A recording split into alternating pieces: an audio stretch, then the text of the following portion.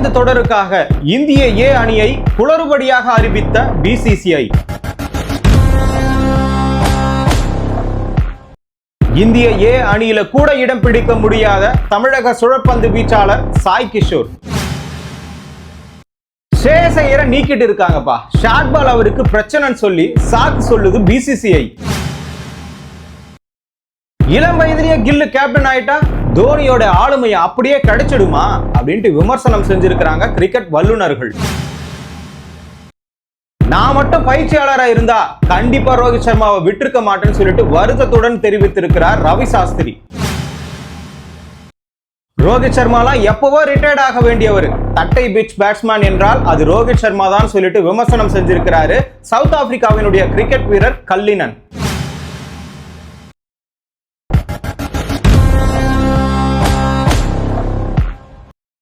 IPL இதுவரை தடைபட்டு இருந்தது. மே 17 இன்றைக்கு அது நடைபெற போகிறது. யார் யாருக்குன்னு கேட்டீங்கன்னா ஆர்சிபிக்கும் வெர்சஸ் கேகேஆருக்கும். இதுல பிரச்சனை எதுவும் கிடையாது. இங்கிலாந்துக்கு எதிராக டெஸ்ட் தொடர் நடைபெற போகிறது. அதுவும் 5 போட்டி. அந்த போட்டியில தேர்வாளர்கள் யார் யாரை எடுக்கலாம்னு சொல்லிட்டு மிகப்பெரிய ஒரு ஆலோசனையில் இருக்கிறாங்க. ஆனா டைரக்டா யாரையுமே எடுக்க முடியல. ஏன்னா இந்த இடத்துல விராட் கோலியும் சரி ரோஹித் சர்மாவும் சரி ஓய்வு அறிவிச்சுட்டாங்க. இதுதான் மிகப்பெரிய ஒரு பிரச்சனையாகவும் இருக்கிறது. இந்த இடத்துல ஸ்டாண்டர்டா சொல்லணும்னா KL ராகுல் இருப்பாரு, ஜஸ்பிரீத் பும்ரா இருப்பாரு, இந்த மாதிரி ஒரு சில சீனியர் வீரர்கள்லாம் இருப்பாங்க, அதுல ஜடேஜா உட்பட. அப்படி இருக்கும் பொழுது மீதமுள்ள நபர்கள் யாரை தேர்ந்தெடுப்பது? ஏன்னா நியூசிலாந்துலயும் ஒரு பக்கம் உள்ளூர் டெஸ்ட் போட்டிகளே தோல்வி, ஆஸ்திரேலியா கிட்ட பார்டர் கவாஸ்கர் டிராபில தோல்வி. இப்படி இருக்கும்போது யாரை சூஸ் பண்ணாதான் நம்ம வெற்றி அடைவதுன்ற ஒரு இலக்கோட கம்பீர் அவர்கள் இந்தியா ஏ அணியோட நான் டிராவல் பண்ண போறேன். இது வரைக்கும் எந்த ஒரு ஹெட் கோச்சுமே அந்த மாதிரி பண்ணதே கிடையாது. ஏ அணியில இருக்கக்கூடிய நபர்களை செலக்ட் செஞ்சுதான் நான் இந்த இடத்துல போட போறேன்ற ஒரு அடிப்படையில தான் இந்த இடத்துல இந்திய ஏ அணி வீரர்களை அறிவிச்சிருக்கிறாரு. இதுல வரதே ஒரு குளறுபடியாக தான் இருக்குது. ஏன்னா இதுல வந்தா கண்டிப்பா நாம இந்திய டெஸ்ட் அணியில இடம் பெறுவோம் சொல்லிட்டு எல்லாருமே நம்பிக்கை தெரிவிச்சிருக்காங்க, சீனியர் வீரர்கள் தவிர. அதுவும் பாத்தீங்கன்னா கில், சாய் சுதர்சன் உட்பட 2வது டெஸ்ட் போட்டியில இருந்து அவங்க ஆட போறாங்க. கிட்டத்தட்ட மே 30 முதல் டெஸ்ட் போட்டி தொடங்க போது இந்திய ஏ அணியுடையது. அதே மாதிரி 3 டெஸ்ட் போட்டிகள் தான் இங்கிலாந்துல தான் நடக்குது. லண்டன் லயன்ஸ் அணிக்கு எதிராக தான் இந்த இந்திய ஏ அணி விளையாட போகுது. 2வது மேட்ச் பாத்தீங்கன்னா ஜூன் 13 ஜூன் 16 3வது மேட்ச் நடக்க போகுது. இதுல 2வது மேட்ச்ல இருந்து தான் கில்லும் சாய் சுதர்சனும் கலந்துக்க போறாங்க.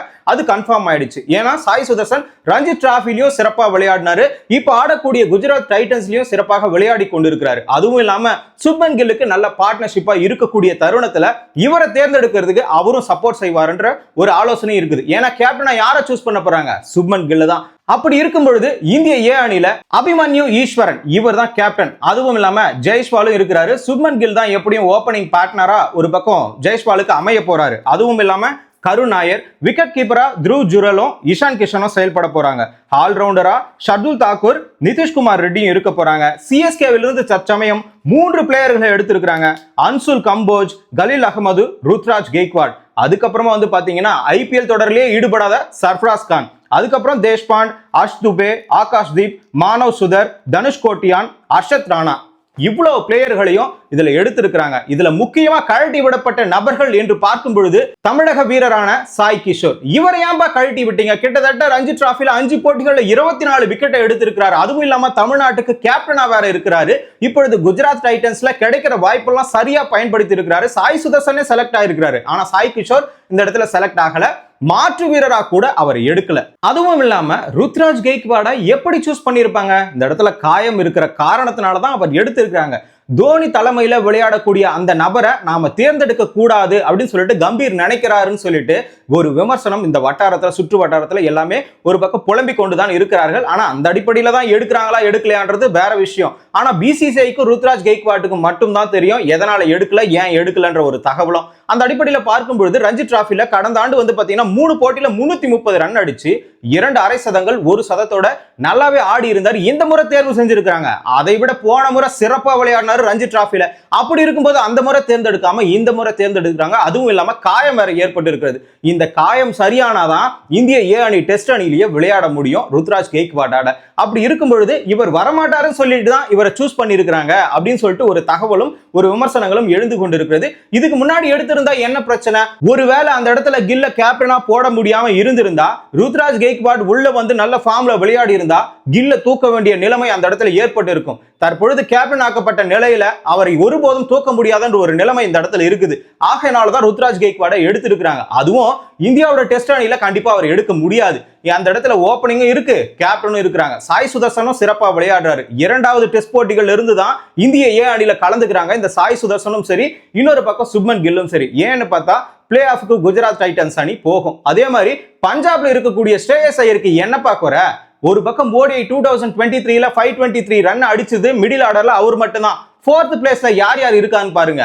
இஷான் கிஷான், த்ருவ் ஜுரல், கருண் நாயர், இந்த 3 பிளேயர் தான் மிடில் ஆர்டர்ல இருக்கக்கூடிய நபர்கள். இந்த இடத்துல ஸ்ரேயஸ் ஐயர் சிறப்பாகவே விளையாடி இருக்கிறாரு. ஒரு பக்கம் 540 ரன்கள் அடிச்சிருக்காரு ரஞ்சி டிராஃபில. அது மட்டும் இல்ல, சாம்பியன்ஸ் டிராஃபி இப்ப நடந்ததுல 2025ல 241 ரன்னை தனிப்பட்ட முறையில் அடிச்சிருக்காரு. இப்படியெல்லாம் பிளே பண்ணக்கூடிய ஒரு நபரை கேகேஆர் வேற ஃபைனல் கூட்டிட்டு போய் டிராஃபி அடிச்சாரு ஐபிஎல்ல. இப்பொழுது பஞ்சாபை பிளே ஆஃப்க்கே கூட்டிட்டு போயிருக்காரு. தர்மசாலாவில் இதுவரைக்கும் ஜெயிக்க முடியாத பஞ்சாப் அணி தற்பொழுது ஜெயிச்சிருக்கிறது. இப்படியெல்லாம் வழி நடத்தக்கூடியவர். அதாவது இவரை கேப்டன் ஆக்கலாம் டெஸ்ட் அணிக்குன்னு சொல்லிட்டு எல்லாருமே இந்த இடத்துல கருத்து தெரிவிச்சிருக்கிற நிலைமையில அவர் உள்ளவே எடுக்கல. ஏன்னு கேட்டா அவருக்கு புல் ஷாட், அதாவது வந்து ஷார்ட் பால் அடிக்க முடியாது. இங்கிலாந்துல ஃபாஸ்ட் பால் மட்டும் தான் போடுவாங்க. அப்படி இருக்கக்கூடிய நிலைமையில இவரை இங்கிலாந்துல எடுத்து போயிட்டு முத அங்க எடுத்து வாய்ப்பு கொடுக்க முடியாது. அவர் உள்ளூர் போட்டிகள்ல வாய்ப்பு கொடுத்து அவர் நல்லா ஆடுனா மட்டும்தான் நாங்க அங்க எடுத்துட்டு போவோம்னு சொல்லிட்டு இப்பொழுது பிசிசிஐ கருத்து தெரிவிச்சிருக்கிறது. இதனாலதான் நிராகரிக்கணும்னு சொல்லிட்டு ஒரு கருத்தும் வெளிவந்திருக்கிறது. ஆனா இப்ப எல்லாத்தையுமே சரி செஞ்சுட்டாரு. இருந்தாலும் டெஸ்ட் பண்றது டைரக்டா இங்கிலாந்து மண்ணில் எங்களால டெஸ்ட் பண்ண முடியாதுன்னு சொல்லிட்டு ஒரு தகவல் வெளியாகி இருக்கிறது. இதுல இன்னொரு முக்கியமான பிரச்சனை என்ன தெரியுமா? இந்த கேப்டன் போராட்டம் தான். யாருக்கு தான் ஏன் கேப்டன் கொடுக்கிறது? இப்ப கில்லுக்கு கேப்டன் கொடுத்துட்டீங்க, அவர் என்னதான் தோனி மாதிரி பெரிய ஜாம்பவானா, அந்த ஆளுமை திறனை காட்டிட முடியுமான்னு சொல்லிட்டு ஒரு விமர்சனம் எழுந்திருக்கிறது. ஏன்டா தோனி எழுக்கிறீங்கன்னு நீங்க கேட்பீங்க. ஆமா, தோனி உள்ள வரும்போது இளம் வயது. அவர் ஹேண்டில் பண்ண ஆட்கள்லாம் பாருங்க. சச்சின் டெண்டுல்கர், ஒரு பக்கம் ராகுல் டிராவிட், ஹர்பஜன் சிங், லக்ஷ்மணன், இந்த மாதிரி நிறைய வீரர்கள், யுவராஜ் சிங் உட்பட இவருக்கு முன்பாக 10 ஆண்டுகள் 5 ஆண்டுகள் கூடுதலாக விளையாடிய நபர்களை இவர் சிறந்த முறையில் கையாண்டு இருக்கிறார். அப்போ இருக்கக்கூடிய இந்திய அணியில அரசியல் வேற இருந்தது. தற்பொழுது டீம்ல இவரே என்ட்ரி கொடுத்து நிறைய சொல்லலாம், கருத்து தெரிவிக்கலாம். அப்படி இருக்கும் பொழுது இவர் இளம் வீரராக இருந்து கொண்டு ஜஸ்பிரீத் பும்ரா, ஒரு பக்கம் ஜடேஜா, இன்னொரு பக்கம் கேஎல் ராகுல், ஒரு பக்கம் நம்ம ஊர்லயே நம்ம பார்த்திருப்போம். திடீர்னு பாத்தீங்கன்னா சீனியர் வீரர்லாம் நான் போறேன்டா ஓவர்னு சொல்லுவாங்க. அன்னைக்கு நம்ம ஏதாவது பேச முடியுமா? கண்டிப்பா பேச முடியாது. அப்படி மீறி பேசுற உங்ககிட்ட திறமை இருந்திருந்தா நீங்க கண்டிப்பா பேசி அதை சால்வ் பண்ணலாம். அந்த விஷயம் தான் தோனி கிட்ட இருந்தது. தற்பொழுது கில் கிட்ட அது இருக்கான்றது ஒரு கேள்வியா தான் இருக்குது. அப்படி பார்க்கும் பொழுது இவங்க மூவரையும் எப்படி ஹேண்டில் பண்ண போறாங்கன்னு நினைச்சா இந்த இடத்துல இன்னொரு விமர்சனம் எழுந்திருக்கிறது. கில் அவர்களை தேர்வு செய்தது கம்பீர் தான். கம்பீருக்கு தலையாட்டி பொம்மையா ஒரு வீரர் வேணும். அது இவரா இருக்கும் பட்சத்துல நாம இந்திய அணியை முழுக்க கட்டுப்படுத்தலான்ற எண்ணம் கம்பீருக்கு இருக்கு. அது நாம வந்து ரூல்ஸ் அண்ட் ரெகுலேஷன் போட்டப்பவே நமக்கு தெரிஞ்சிருக்கும். அதுவும் இல்லாம சாம்பியன்ஸ் டிராஃபி வேற அடிச்சுட்டாரு. இவர் சொல்றதை நாம கேட்டுதானே ஆகணும்னு சொல்லிட்டு பிசிசிஐயும் முன் வருது. அடுத்த 2 வருஷத்துக்கு தேவையான கேப்டன் இவர் மட்டும்தான். நான் ஜஸ்பிரீத் பும்ராவையே எடுக்கிறேன்பா. அப்படி எடுத்துட்டா காயம் ஏற்பட்டா யார் கேப்டனா இருப்பா? சரி, ஓகே, நீங்க யார வேணா போட்டுக்குங்க சீனியர் வீரரை, துணை கேப்டனா 2 வருஷத்துக்கு கில்ல போட்டுக்குன்னு சொல்லிட்டு அஸ்வின் கூட ஒரு கருத்து சொல்லியிருந்தார். அது மட்டும் இல்ல, கேஎல் ராகுலுக்கு என்ன குறை? அவரை கேப்டனா போடலாமே. அவர் எங்க ஐபிஎல்ல கேப்டன்ஷிப் வேணான்னு சொல்லிட்டாரு, இந்திய அணியில எப்படி வேணான்னு சொல்லுவாரு நீங்க கேள்வி கேட்கலாம். ஆனா இந்த இடத்துல கேஎல் ராகுலுக்கு தொழில்முறை கிரிக்கெட்ல தான் பிரச்சனை, அந்த கிரிக்கெட்ல கிடையாது. அது இந்தியன் ரீதியாக விளையாடுவது. அதுல யாரும் வந்து கேள்வி கேட்க மாட்டாங்க. தோத்தா அவர் பதிலடிக்க போறாரு, அவ்வளவுதான். உள்ளவே பூந்து பிச்சில் எவனும் கேள்வி கேட்க மாட்டான். அப்படி இருக்கும்போது கேஎல் ராகுலையும் கேப்டன் ஆக்கலாம்னு சொல்லிட்டு எல்லாருக்குமே ஒரு எண்ணம் இருக்குது. இந்த கேப்டன் ஆக்குறதுல தோனி மாதிரி செயல்படுவாரான்ற ஒரு விமர்சனம் இந்த இடத்துல எழுந்திருக்கிறது. அது இங்கிலாந்து டெஸ்ட் போட்டிகள்ல தான் எல்லாமே தெரியும். அதுவும் இல்லாம பிசிசிஐ முதல்ல கேப்டன் கில் தான் சொல்லிட்டு அறிவிக்கணும். அதன் பிறகுதான் இந்த விமர்சனமும் எழுப்பணும். ஆனா அதுக்கு முன்னாடியே கில் தான் அறிவிக்க போறாங்கன்னு சொல்லிட்டு எல்லாரும் தெரிஞ்சுக்கிட்டு எல்லாருமே விமர்சனம் வைக்கிறாங்க. இவையெல்லாம் நடக்க போற கிரிக்கெட்டுக்கு பிரச்சனை. ஆனா நடந்து முடிந்த கிரிக்கெட்ல ரோஹித் சர்மாவுக்கு மிகப்பெரிய பிரச்சனை. ஒரு மனுஷன் ஓய்வு பெற்றுவிட்டு அவருக்கென ஒரு ஸ்டாண்டையும் உருவாக்கிட்டாங்க. பெவிலியனாக ஒரு பக்கம் விராட் கோலிக்கும் இன்னொரு பக்கம் வந்து பாத்தீங்கன்னா சச்சின் அவர்களுக்கும் இருக்கிறது. அதுவும் இன்னொன்னு ஸ்டாண்ட் வந்து பாத்தீங்கன்னா ராஞ்சில வந்து நம்முடைய தோனிக்கும் இருக்குது.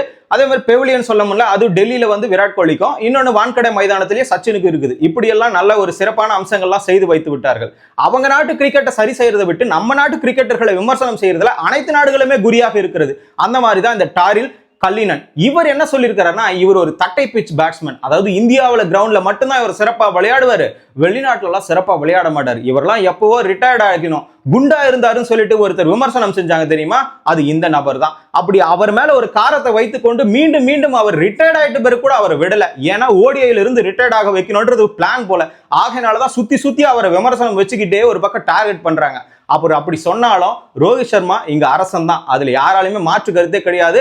அவர் நின்றாருன்னா அந்த இடத்துல பயம் உண்டாகும், எதிரணிக்கு ஒரு பயத்தினாலே இவன் நின்னுட்டா கண்டிப்பா நமக்கு தோல்வி உறுதின்றது ஆஸ்திரேலியாக்காரனே எழுதின விஷயம் தான். அப்படி இருக்கும்போது அவர் சொல்றதுனாலதான் அந்த விமர்சனத்தை யாராலும் ஏற்றுக்கொள்ள முடியாது. இன்னொரு பக்கம் ரவி சாஸ்திரி என்ன சொல்லியிருக்கிறாருன்னா, நான் இருந்ததுன்னா கண்டிப்பா அவரை விட்டுருக்க மாட்டேன், கடைசி டெஸ்ட் போட்டி பார்டர் கவாஸ்கர் டிராஃபில ஆஸ்திரேலியாவுக்கு எதிராக அவர் உட்கார்ந்துட்டாரு, ஆனா நான் உட்கார விட்டுருக்க மாட்டேன் பயிற்சியாளரா இருந்தான்னு சொல்லிட்டு ரவி சாஸ்திரி சொல்லியிருக்காரு. ஏன் அப்படி சொன்னார்னா, 2-1 வந்துருச்சு, இன்னும் ஒரு மேட்ச் ஜெயிச்சா ஈக்குவல் ஆயிடும். அப்படி இருக்கும்போது இவர் ஏன்பா விளையாடக்கூடாது, ஒரு 45 அடிச்சிருந்தா கூட அது ஒரு மாற்றமா இருந்திருக்கும், அவருடைய கேப்டன்ஷிப்புக்கு பயந்து இருக்கலாம். அப்படி இருக்கும்போது ரோஹித் சர்மா தன்னுடைய மனநிலைமையை கருதி அவர் ஓரம் ஒதுங்கிட்டா கூட நாம தூண்டுதல் கொடுத்து அந்த இடத்துல அவர் விளையாட வச்சிருக்கணும். ஆனா மிகப்பெரிய பிரச்சனை என்னன்னா, 3 டெஸ்ட் போட்டி விளையாடி 31 ரன் தான் அடிச்சாரு, 6.20 தான் பேட்டிங் சராசரி. ஆஸ்திரேலியாவு மண்ணில் ஆஸ்திரேலியாவுக்கு எதிராக மிக குறைந்த கேப்டன் சராசரியாக வைத்திருக்கக்கூடிய கேப்டன் யாருன்னு பார்த்தா ரோஹித் சர்மா தான். இதுக்கு முன்னாடி வெஸ்ட் இண்டீஸ்ல வால்ஸ்னு சொல்லிட்டு 7.74 வச்சிருந்தாரு. அவருக்கு அடுத்து இப்போ ரோஹித் சர்மா முதல் இடத்தை பிடிச்சிருக்காரு. இப்படி இருக்கக்கூடிய நபரை நாம கைவிட்டு இருக்க கூடாது. அந்த இடத்துல அவருக்கு ஒரு நம்பிக்கையை கொடுத்து ஊண்டுகோலை கொடுத்து அவர் ஆட வச்சிருந்தா ஒரு 50 ரன் அடிச்சிருந்தா கூட அவருக்கு கான்பிடன்ட் வந்து அடுத்து பொழந்து கட்டியிருப்பார். எப்படி சாம்பியன்ஸ் டிராஃபில ஆடினாரோ அதே மாதிரி தான். அப்படி இருக்கிற பட்சத்தில் அவரை நாம கைவிட்டு இருக்க கூடாதுன்னு சொல்லிட்டு ரவி சாஸ்திரியும் வருத்தத்தோட சொல்லியிருப்பாரு. இதெல்லாம் வந்துட்டு உள்நாட்டு பிரச்சனைங்க. ஆனா வெளிநாட்டிலிருந்து சொல்ல முடியாது. அண்டை நாட்டிலிருந்து பாகிஸ்தான்ல இருந்து எப்படி போர் வந்ததோ ட்ரோன் வந்ததோ அந்த மாதிரி மீண்டும் ஒரு பிரச்சனை வந்திருக்கிறது. அதாவது இங்க பாபர் அசாம் வந்து உலக நாடுகள்ல இருக்கக்கூடிய அனைத்து பிளேயர்களையும் வைத்து ஒரு T20 வீரர்களை அறிவிச்சாரு. அந்த இடத்துல ரோஹித் சர்மா இருக்காரு, சூரியகுமார் யாதவ் இருக்கிறாரு, சந்தோஷம் தான். ஆனா விராட் கோலியை மட்டும் மிஸ் பண்ணி இருக்கிறாரு.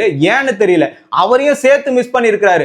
அவரை சொன்னா இந்த இடத்துல விராட் கோலி சொல்லணும், அவரை சொல்லலைன்னா இந்த இடத்துல விராட் கோலி சொல்லக்கூடாது. இதை பார்க்கும்போது விராட் கோலி எனக்கு ஈக்குவல்னு சொல்ற மாதிரி இருக்கு பாபர் அசாம். ஆனா அந்நாட்டு வீரர்களே பாபர் அசாமை தூக்கி எடுத்துட்டு போயிட்டு விராட் கோலி கூட கம்பேர் பண்ணாதீங்க.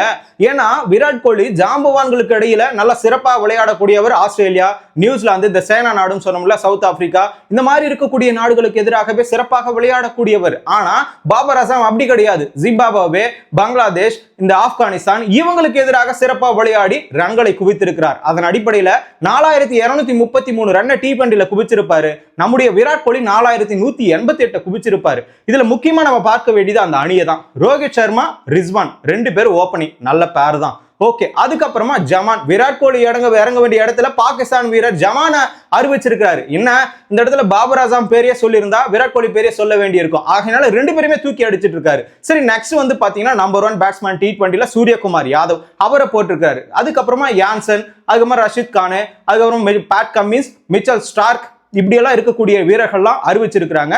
இதுல மிடில் ஆர்டர் மட்டும் டேவிட் மில்லரும், இன்னொரு பக்கம் வந்து பாத்தீங்கன்னா ஜாஸ் பட்லர், இப்படி இருக்கக்கூடிய நபர்களை 11 பேர் அறிவிச்சிருக்கிறாரு இந்த பாபர் அசாம். இதுல குளறுபடி என்னன்னா விராட் கோலி அறிவிக்கல. சரி, இவர் எதை வச்சு அறிவிச்சாருன்னா அந்த சாம்பியன்ஸ் டிராஃபில சிறப்பா விளையாடணுங்களா இல்ல T20ல உலக அளவுல நல்லா விளையாடுறவங்களை வச்சு அறிவிச்சாரான்னு தெரியல. ஆனா விராட் கோலி இல்லைன்னா அந்த இடத்துல ஒரு போட்டி வந்து ஆக்ரோஷமாவே இருக்காது. அது எல்லாருக்குமே தெரிஞ்ச விஷயம் தான். பாகிஸ்தான் சீண்டல்ல விராட் கோலி வந்து தேவையில்லைன்னு ஒரு பக்கம், பாபர் அசாம் மட்டும் தான் நிராகரிச்சிருக்காரு. அவங்களுக்கு பாகிஸ்தான் பொறுத்த வரைக்கும் ஜம்மு காஷ்மீர் கூட வேணாம், விராட் கோலியை மட்டும் கொடுத்துருங்கடா போதுன்ற அளவுக்கு தான் அவங்க ரசிக்கிறாங்க விராட் கோலியை. அப்படி இருக்கும்போது பாபர் அசாம் இவரை ஒதுக்கி வச்சிருக்கிறாரு. சரி, ஓகே, இப்படிப்பட்ட பிரச்சனைகள்லாம் கிரிக்கெட்ல நடந்து கொண்டு இருக்கிறது. ஆனா முன்னாடி சொன்னோம்ல, இந்திய ஏ அணி லிஸ்டும் அதுக்கப்புறமா கேப்டன், இந்த விஷயத்துல ஏதாவது மிஸ் ஆயிருந்தா நீங்க கமெண்ட்ல சொல்லுங்க. இந்த வீரரை மிஸ் பண்ணிட்டாங்க, இவங்களை கேப்டனா போட்டுருக்கலாம்னு சொல்லிட்டு. இப்படிப்பட்ட கிரிக்கெட்டை சார்ந்த தகவல்கள் தெரிஞ்சுக்கணும்னா தமிழரசன் பாரிவளர் சேனலை சப்ஸ்கிரைப் பண்ணிக்கோங்க.